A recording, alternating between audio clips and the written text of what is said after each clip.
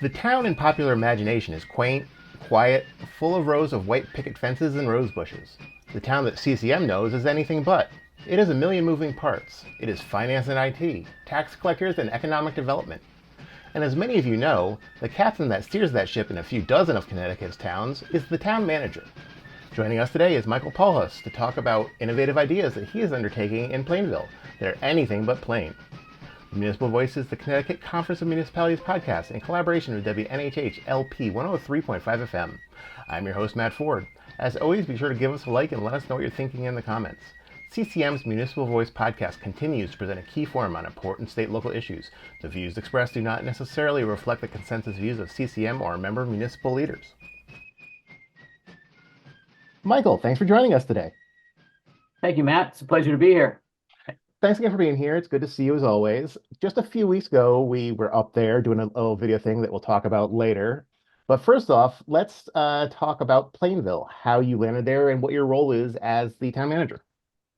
Well, Matt, first of all, it was great to have you guys up just a short month ago to talk about your project in Connecticut and hiring Connecticut, which is great. Kind of it dovetails into what we're talking about, and great timing this week because it's Public Service Recognition Week nationally. So Oh, awesome. here in Plainville, we're going to be doing a lot to showcase our employees. And I, for one, I'm a 30-year veteran, so to speak, and started my career off in 1994 in the town of Wyndham, and consider myself, a lifelong public servant. Right out of college, I was in the Peace Corps, and that's sort of the core of who I am in terms of service. And I got into an MPA program after I'd come back from the Peace Corps in college. And found an opening in the town of Wyndham, started my career there, served for 13 years as both the administrator and first selectman.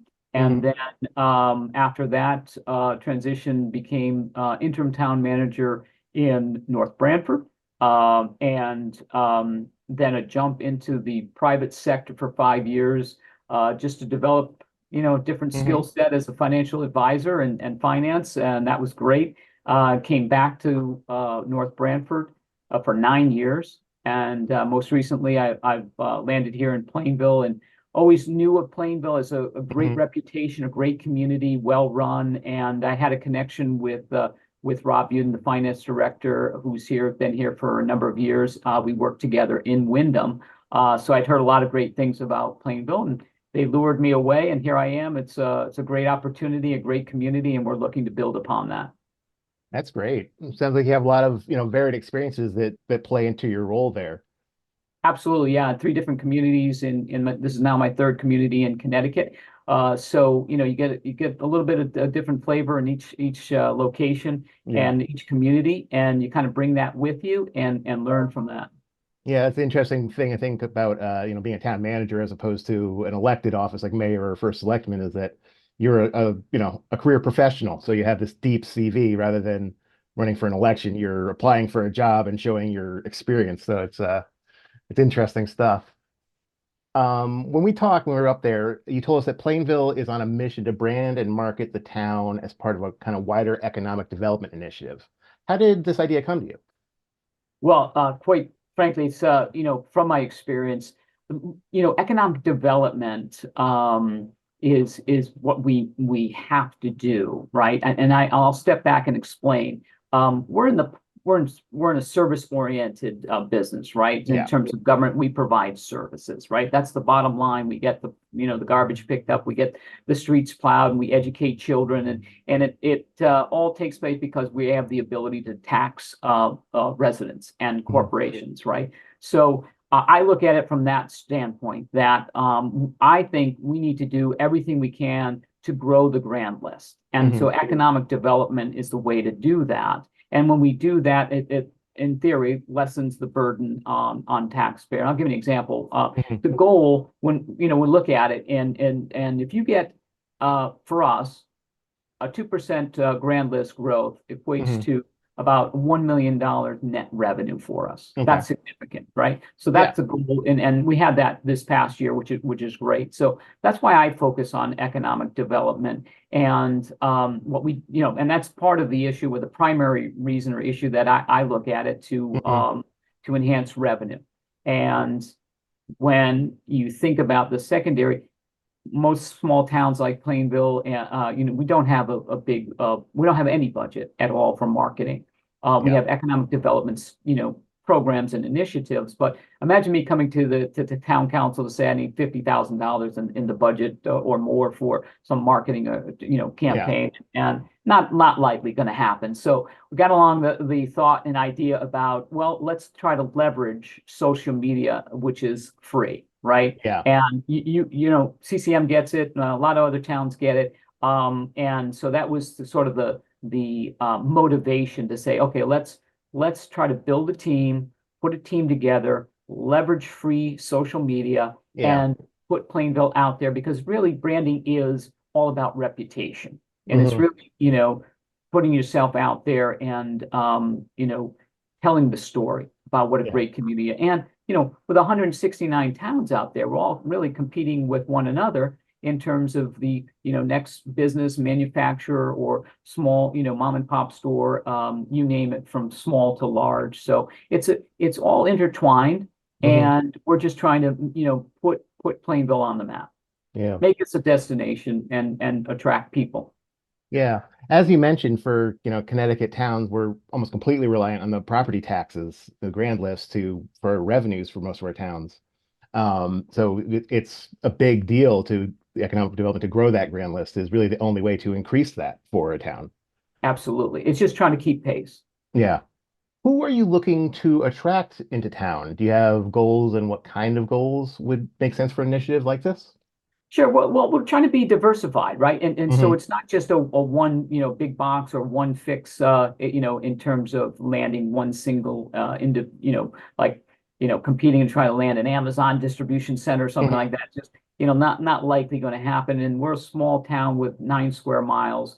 So we're looking at Main Street, from small to large, and even the Hmm. Main Street project, like a White Oak Development Corporation, a vacant building on Main Street. It's Hmm. been sitting vacant for a while. We have a proposal underway to redevelop that parcel with a mixed use of retail and about 100 units of housing, which would be Hmm. great catalyst for us to then look at other locations on Main Street to do infill, if you will, and to do some facade improvements and so forth to just kind of spruce things up. But I think it's going to be the catalyst to bring more traffic downtown. So we've Hmm. got our downtown issue, and then we've got a major project we've just concluded with the frozen food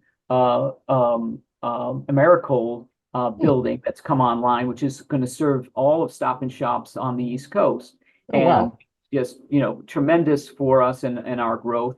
But even beyond that, we've got we're working with Tomaso Group Hmm. that has what is probably the largest or last piece that we have in Plainville, 100 acres that they're going to develop for bioscience, life sciences, Hmm. and hoping to attract the high tech and biotech firms out of Boston for a Hmm. lower cost opportunity and environment to do business here. So Yeah. manufacturing is on our list. We're looking at manufacturing. Again, trying to be as diverse as we can, Yeah. and just trying to infill where we can, but just create the atmosphere of a great community, a vibrant community, one that is affordable, that is livable, that is sustainable, and just has a great quality of life. Talking about how, developed you are, a lot of our towns are very old in the state, and have these developed downtowns. Do you have any sort of brownfield things to deal with in town, dealing with some of these old downtown properties? Sure. Yeah, that's a piece of the White Oak property that's right here on Main Street, Hmm. literally right next door to the municipal center. And there will be some environmental remediation in the interior and exterior. So that's what we're working through right Yeah. now. They're cleaning and gutting the the core of the building inside right now, and through the summer we'll be going through all of the exterior soil remediation Mhm. outside, and then in earnest in the fall I'll be going to full speed on the development of that. So that again, hoping it to be our catalyst for Main Street, which is Yeah. great. Anytime you can get opportunity to clean up Yeah. a environmentally hazardous site is great, and put it back on the tax rolls and Exactly. Yeah. Because so and many of these have it. places are, Yeah. they're part of our industrial past, and Mhm. Connecticut was so big on that. But now that they're past their lifespan, and it's just a thing, but they're often also in these beautiful downtown locations, like right in the heart of things. So Exactly. fixing them up has got to be really satisfying. Yes, absolutely.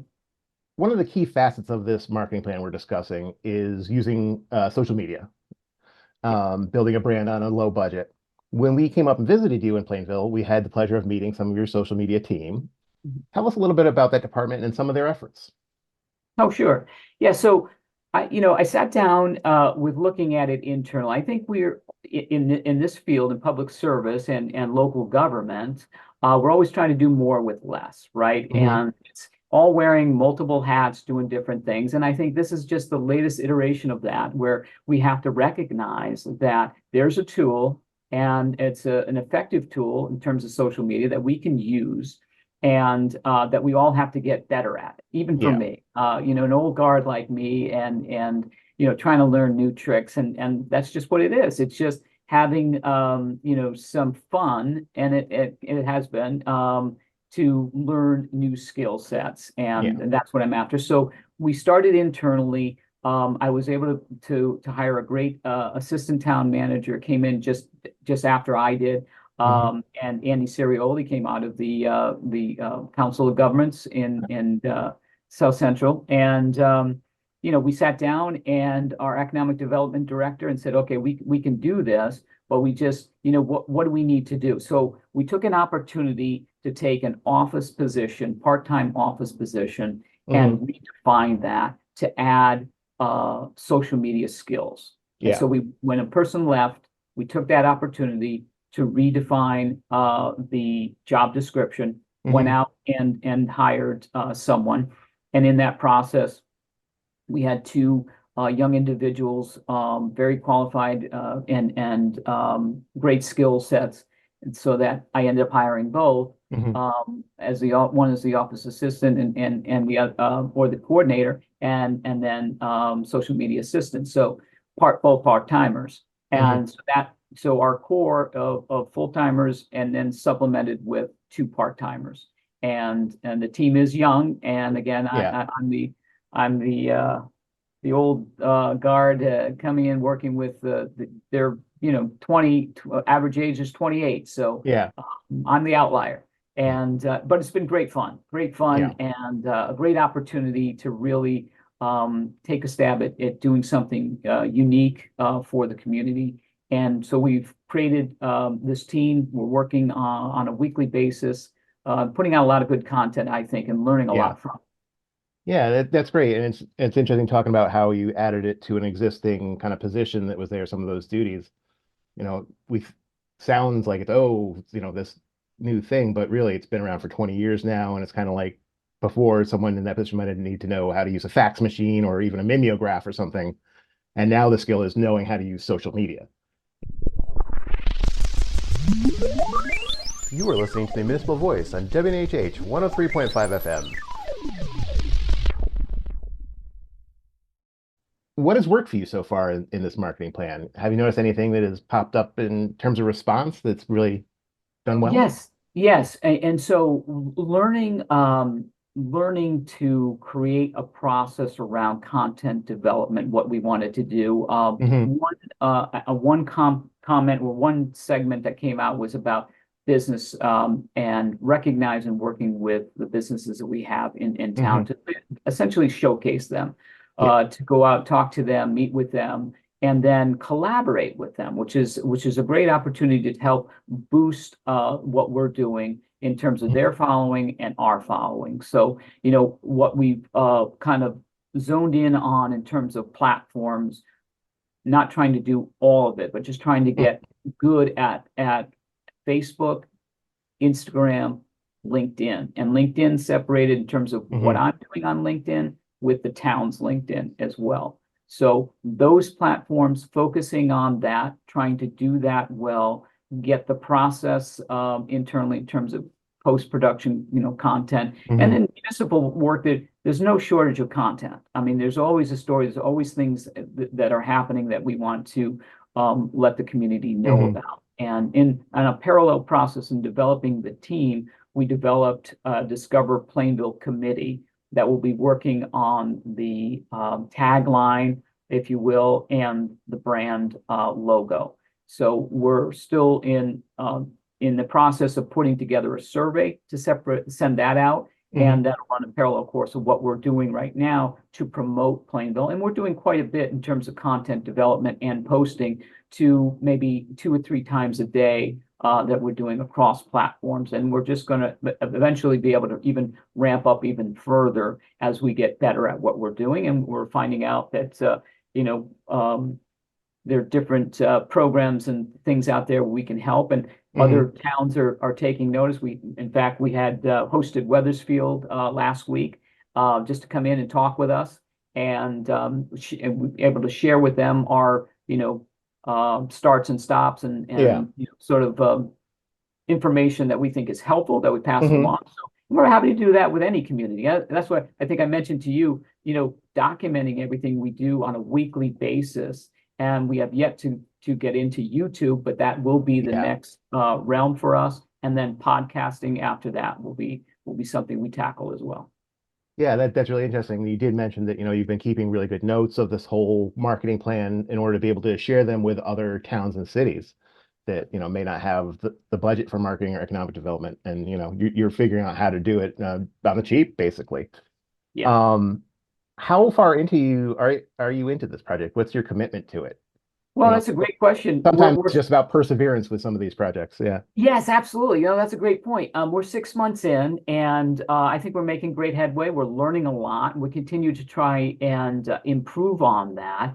And again, it's persistence. I'm also a student. I try to digest as much as I can. And I came across one of these brand and marketing experts, Rory Vaden, Hmm.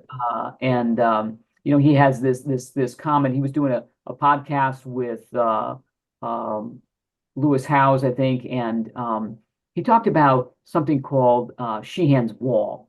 Okay. And Sheehan's Wall is just the wall between the unknown and the known, right? Hmm. And so Plainville, we're on the other side of the wall with the unknown. We're unknown, we're known, but not quite, known the way we want to be known in terms of out there, right? So persistence is what gets you through the wall Hmm. at Sheehan's Wall. And so through social media and just again working on our brand and our logo and our message that this is a great community, and we'll keep hammering away that until we get through the wall and we get to the other side and we become known and we become a destination. Yeah. So aside from some of the marketing you've been doing, Plainville has been in the news lately for something kind of innovative, and that is that Plainville has approved a 44-day work week after a trial Correct. period. Can you talk to us about that? What made it interesting and why you decided to try it out?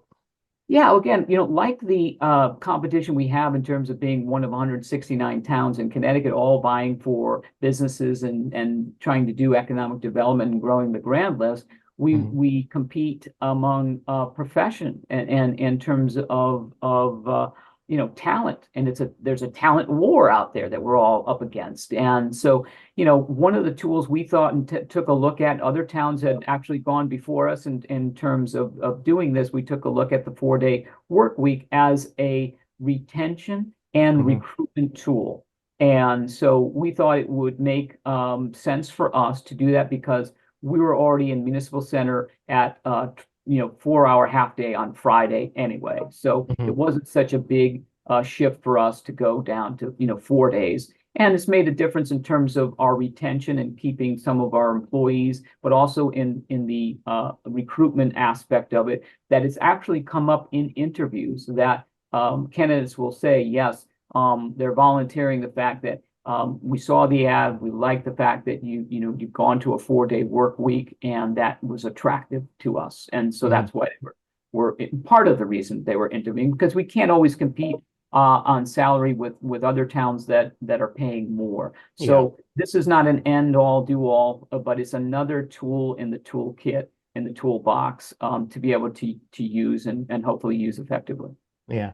That's interesting to think about how, all of our members, I think, generally try to work together to improve things for each other. But when it comes to, finding that talent, are in fact in competition with 168 other towns that need professionals as well. And the private sector. I mean, Yeah. we're looking to, again, this is Public Service Week and Recognition Week, and we're doing what we can to create a campaign around, what's attractive about working in public service. And again, I'm a proud public servant, and Yeah. I want to toot that horn and say there's great opportunity, and that because Mhm. you're doing the same project as well, looking about hiring, in Connecticut for Connecticut positions in public service is a great career. Yeah. Yeah, and historically, I think a lot of us always thought of it that way in the past. Working for the town, working for the state, were always those kind of jobs. You're like, oh, that's a good job because of the benefits. Mhm. And now if you can't compete on the straight on the pay level, the 4-day work week is another kind of way to make yourself attractive.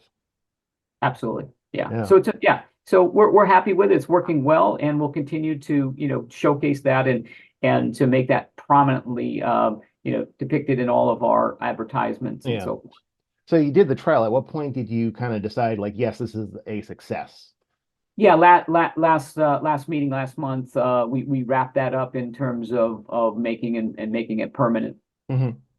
Yes, we did a little over a 6 month. We went actually 7 months to make sure we went through the responses and surveys Yeah. and so forth. So we Were did there a certain things lap. you were looking for, just kind of as markers to let you know that, like, yeah, this works?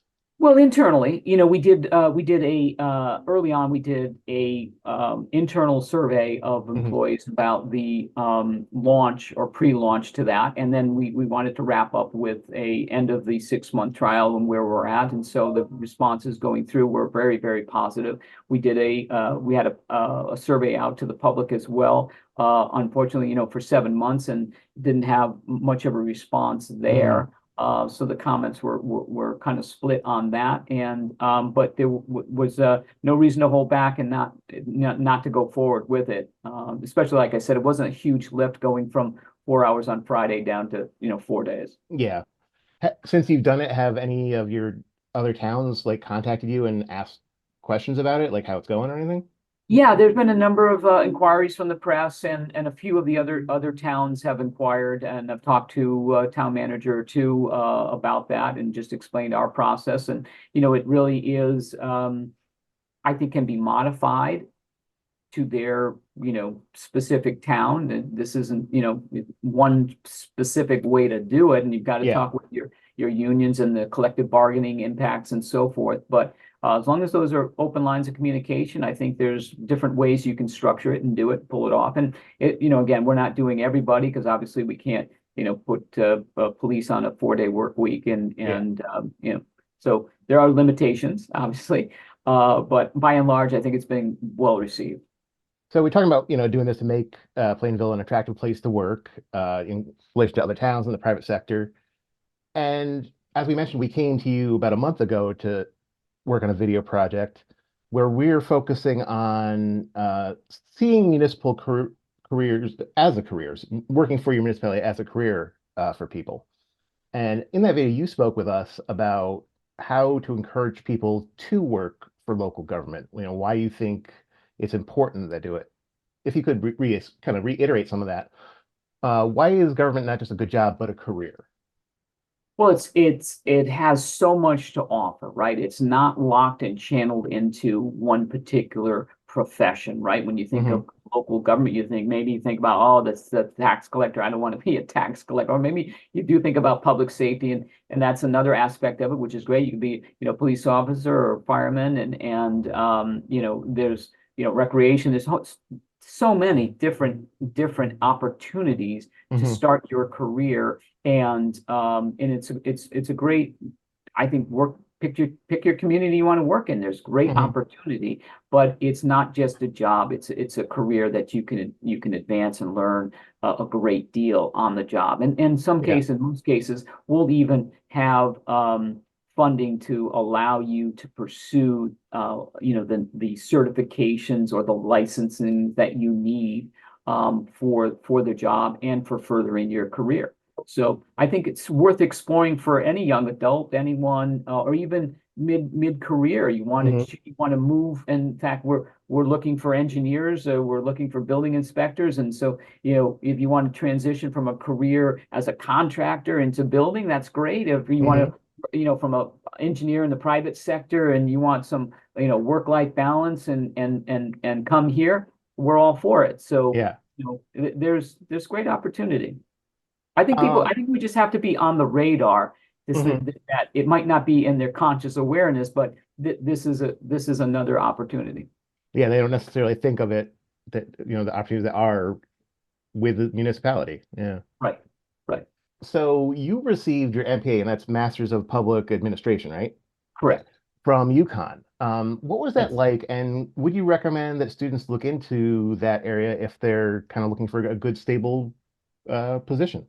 Oh, absolutely. Yeah, it's a great career path in terms of a degree to help you on a career path. In fact, I was about halfway through the program when the position opened up in the town of Wyndham, Hmm. and so I finished up at nights, and it opened the door for me, Hmm. knowing that I was really close to getting that MPA degree, and they town of Wyndham took a chance on me and hired me, and I finished up and went on to have a 30 plus year career in local Yeah. government. So I think it's a great opportunity because there's a network as well when Hmm. it comes from UConn, and if it's portable, you can go anywhere in the country. Yeah. But of course, with Connecticut and the reputation of UConn, that Hmm. certainly opens a lot of doors and would be a great degree to have for any student. Is that a strong program at UConn? Is that kind of one they're Very known strong. for? Yeah, very strong. And there are others, but it's a great door opener. Yeah. So you're a town manager. What are some of the other jobs that someone with an MPA might be looking at? Well, with an MPA, you could, I mean, our chief of police has an MPA, Okay. and there are other chiefs of police around the state, and or they could have, they could be an assessor, they could be, a tax person, and Hmm. a lot of different. Yeah, it could be. You could have an MPA and be an economic development director as well. There's Mm. plenty of those out there as well. Yeah. But yeah, it crosses over because you really, when you get to a point, you're at a level where you're managing employees, a administrative, MPA comes in real handy. So Yeah. So as we mentioned before, your social media team is on the younger side. yeah. How do you find younger people like them that are interested in trying out positions in local government? Well, it's an interesting, it's a great question and a challenge. But we just, we try to make it tailored to interesting them. I don't think Hmm. there's any science to it. I think it's just sometimes just luck Yeah. in getting them. And but I think we're taking a different tack in terms of getting away from the traditional newspaper and print, obviously, to ads that are on LinkedIn, ads that are on Facebook, and whatever Hmm. way we can to reach a younger audience. Hmm. And so social media is an easier way to do it. I'm not sure we can really reach a younger audience in terms of your traditional track to become an assessor or to become a Yeah. finance director. But we're open to the possibilities, always looking to see how we could better position something, do something a little bit Yeah. different, and stand out a little bit. Yeah. And that's interesting to talk about how you kind of look for them where they are, not expect them to find you. Because the 22-year-old that's graduating isn't turned to the classified section of the paper to look for a job. Right, exactly. Yeah. And so it's word of mouth, right? So if we can get out there and it's just, again, percolates and in whatever way, we can make a post and say, anybody knows that, we're interested in looking for this position. And a lot of communities are doing this. We're not alone. We're Yeah. not unique, but it's just, that's the thought pattern that you have to say, okay, this isn't working the traditional way. And, what else can we do What can we try? Yeah. what can we try? Absolutely. And we're into that, trying new things. Finally, to kind of wrap up each episode, we always like to ask our guests how they feel about the future. How do you feel about the future of Plainville? Are you feeling positive? Absolutely. Yeah, I couldn't feel better. I mean, we're really on the cusp of doing some great things and again breaking through Sheehan's wall Yeah. From the unknown to the known, but tying it back to economic development. I'm very optimistic about the trajectory of the state. And I see it this way, that a rising tide lifts all boats. Yeah. So I think the governor and the state of Connecticut really get it in terms of the team that he's built around economic development in Hmm. terms of Commissioner O'Keefe and Paul Avoy in manufacturing and Anthony in tourism and development. It's a full court press, I think, and Yeah. they've got some great professionals. They're putting out a ton of material, Hmm. and all you have to do is step in. And then the Make It Here campaign for Connecticut, I think was really resonating. I mean, when you look at Connecticut as the Hmm. fourth, most innovative of state in the country Yeah. and seventh fastest growing economy in 2022. So there's some great factual information out there Hmm. about the growth of Connecticut, and they're putting the pedal to the metal. I mean, they Yeah. get it, and so I'm very optimistic that the way the state of Connecticut goes, that will all be, rising as well. So it bodes well Yeah. for every town in Connecticut. So I'm very optimistic, not just for Plainville and what we're doing, especially about the bioscience corridor that we're Hmm. going to do. That's going to be phenomenal. But again, the little things that we're doing for Main Street and so forth. And again, this is just a great community that we're excited about telling our story. And we really haven't even launched the tagline and logo. We're going to go through a community process, and that in itself will allow us to learn a whole lot as we engage the community, because that's really the core of Yeah. what we're going to do about showcasing this community, is finding out what really makes it tick and hearing back from the community. That's cool. We'll have to have you Yeah. back on after this is all launched Oh, and developed and absolutely. Love to. see Yeah. what worked and what's a success and stuff. Find out what the tagline is. Well, Michael, thank you so much for speaking with us today. It's been really informative learning about all the stuff you got going on in Plainville. Well, thank you so much. It's been a pleasure to join you today. All right, keep innovating. Will do. Thank you. We'd like to thank our guest, Town Manager Michael Paulhus. The Municipal Voice is a co-production by CCM and WNHH 103.5 FM. Christopher Gilson is our producer, Harry Draws is on the boards, and I'm Matt Ford, your host. Be sure to check out our Facebook page and give us a like, and watch out for our CCM chat series on our YouTube page.